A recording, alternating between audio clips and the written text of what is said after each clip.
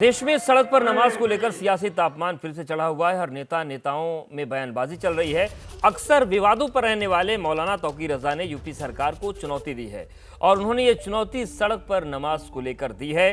सड़क पर नमाज को लेकर मौलाना तौकीर रजा ने खुली चुनौती दी। उन्होंने कहा कि देश में कहीं पर खड़े होकर नमाज पढ़ूंगा और देखता हूं कि कौन नमाज पढ़ने से रोकता है। तौकीर रजा के बोल यही नहीं थमे। उन्होंने सवाल उठाया कि जब मुस्लिम लोगों को पूजा करने से नहीं रोकते हैं फिर उनको मजहबी मामले में दखल क्यों दिया जा रहा है। इसके बाद उन्होंने धमकी दी कि अगर मजहबी मामले में धमकी देंगे तो इसका जवाब दिया जाएगा। तो उन्होंने कहा कि हिंदुओं की पूजा पर रोक नहीं है, मुस्लिमों को अगर रोका जाएगा तो फिर इसका जवाब दिया जाएगा।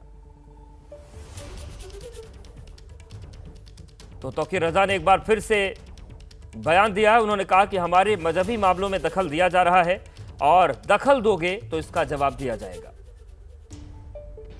सड़क पे नमाज हमारी होती ही नहीं है। हमारी नमाज इमाम के पीछे होती है। अगर मस्जिद में जगह नहीं बची, हमें इमाम के पीछे नमाज पढ़नी है। अकेले नमाज नहीं पढ़ सकते, घर पे नमाज नहीं पढ़ सकते। ईद की और जुमे की नमाज मस्जिद में ही होगी और जमात के साथ ही होगी।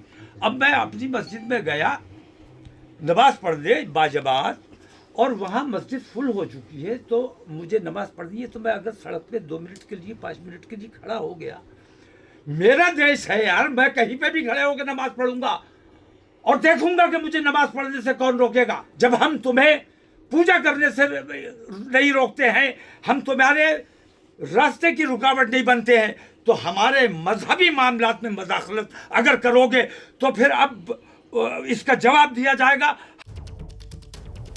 तो सुना आपने, मौलाना तौकीर रजा ने राणा सांगा को लेकर भी बड़ा बयान दिया है। उन्होंने दावा किया कि बाबर ने कभी भी हिंदुस्तान पर हमला नहीं किया, जबकि राणा सांगा ने देश के साथ गद्दारी की।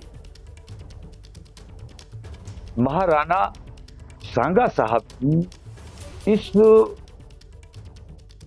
वादा खिलाफी से नाराज होकर, वरना बाबर आया था, राणा सांगा के हवाले दिल्ली करके वापस चला जाता, लेकिन राणा सांगा ने जो उनके साथ धोखा किया उस वजह से वो यहां रुका और फिर राणा सांगा पर हमला किया।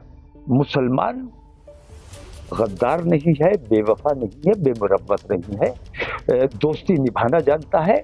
और राणा सांगा ने जो किया,